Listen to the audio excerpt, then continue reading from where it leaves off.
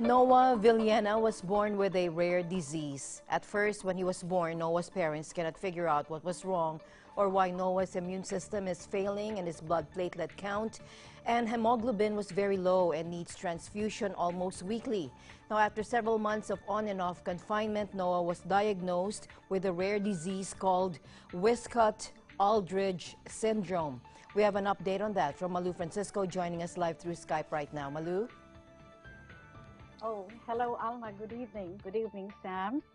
Hi. Good evening. Yes. Yes, Malu, Yes. tell us about this. What is this syndrome? What is this about? Okay. Well, first of all, I'm not a doctor, and I have based everything that I'll be saying on medical journals and or medical documents. And it says here, Wiskott-Aldrich syndrome, or WAS for short.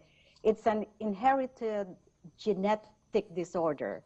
It's an inherited immune system disorder that can lead to many infections and problems with bleeding too easily.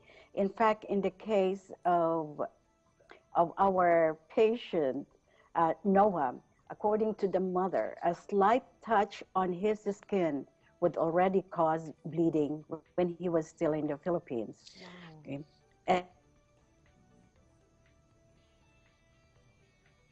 And the symptoms, they are already present at now. This is genetic, so that means it's inherited. And it's the symptoms usually show within 1 year, and mostly affected are boys. So the story of Knowah, the parents had waited for 2 years to have a child. And then when he arrived, 2 weeks after that, he had a very high fever, and they had to take him, of course, to the hospital. So hospital visits would be like routine for them. So you can just imagine how much it really cost the family. And that's why the mother gave up her job, because the situation, the condition of Knowah demands full time. And the father went overseas, just like any overseas Filipino worker, hoping that they'll be able to save up while there. And they really, and the husband really saved up. And Din, the mother, who stayed back in the Philippines, spent most of her time. And I really admire her for the resiliency, her patience, her resourcefulness in looking for specialists, foundations that will finance the treatment of their son. She wrote to doctors in Israel, the different parts of the world, in France, in Asia.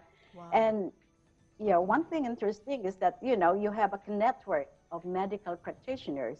So one would refer you to this doctor and so on. So it's really, there is so much to learn from the case, Where is, And yes, Malu, where are they now? Where is the family now? the family is still in Munich, Germany. Okay. They arrived in Munich in July 2014, so they're still less than a year. And they are still supported by the foundation that and it's called Care for Rare Foundation, that is in Munich, Germany. And how's the baby doing? Oh, he's doing great. After the transplant, there has been, his condition has improved immensely. Okay. And if you'd see him, he's so cute. And while we were having this interview with a mother on Hangout, he was there, he was playing and so on. Oh, he's so sweet. Okay. But of course, as it is part of genetic disorder, you don't know what's going to happen with that. Okay, so Malu, you have a story on that for us, and we're going to wait for that because I can't wait to see the mother and the reactions of the parents and everybody around him and see how the baby is doing. Yeah. Okay, thank you so much for the interest of Eagle News in this story, and we really believe that there is something to learn. There is much, not just something, there's much to learn from this case. So thank you for the sneak peek, and we'll be waiting for that story tomorrow. It's really so interesting and amazing for the baby to Oh, be so well now. thank you. Thank you so much. Okay, Malu Francisco joining us live from the Netherlands. Thank you very much.